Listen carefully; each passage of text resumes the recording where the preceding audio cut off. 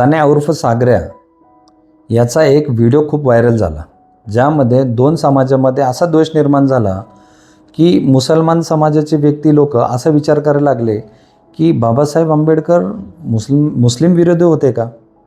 जेव्हा संविधान तयार झाला तेव्हा वक्फ बोर्डचं कुठेही नामनिशाण नव्हता. संविधान तयार झाल्यानंतर 4-5 वर्षानंतर वक्फ बोर्डची स्थापना केली आणि डॉक्टर बाबासाहेब आंबेडकरांचा स्वतंत्र विरोध होता वक्फ बोर्डला. तो संविधानच्या विरोधात तो वक्फ बोर्ड आहे, म्हणून आम्ही तो वक्फ बोर्ड मानत नाही. आणि जर हे संविधानचा अपमान करून असं वागत असेल तर काही काळासाठी आम्ही संविधानची माफी मागून आमच्या पद्धतीने आणि आमच्या धर्माच्या पद्धतीने हा कायदा मोडीत काढून आमच्या पद्धतीने आम्ही ताबा घेऊ. आणि हा विचार का आला यासाठी मला लोकांनी ना प्रश्न केले मेसेजद्वारे. तर मी त्यांना उत्तर देऊ इच्छितो की हा जो चाण्या आहे तो गुंड आहे. त्याला महापुरुषांबद्दल अभ्यास किती आहे किंवा त्याचं शिक्षण किती झालेलं आहे हे तुम्ही जरा माहिती घ्या आणि त्याच्यानंतर त्यांनी बोललेल्या शब्दाचा विश्वास करा. तर त्यामुळे मला तुम्हाला आज 2-3 गोष्टी सांगायच्या आहेत की डॉक्टर बाबासाहेब आंबेडकरांनी 2 वर्ष 11 महिने 18 दिवस लावले संविधान तयार करायला. ज्यावेळेस ते तयार झालं त्यांनी असेंब्लीमध्ये हा संविधान 26 नोव्हेंबर 1949 साली मांडला आणि तो 26 जानेवारी 1950 साली आपल्या देशाला लागू झाला.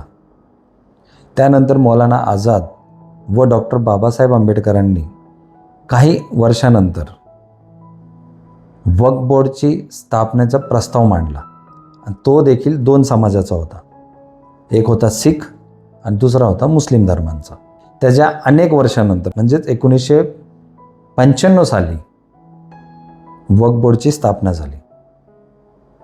आणि ह्याचं म्हणणं काय आहे, जर संविधानिक रीतीने जर कोणी कायद्याचं उल्लंघन करत असेल तर आम्ही संविधानाला माफी मागून स्वतःचा कायदा करून गुंडगर्दी करून ताबा घेऊ. म्हणजे काय शब्दावली आहे.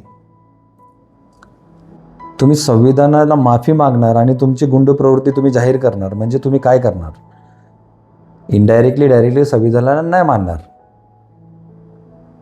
हेच झालं ना.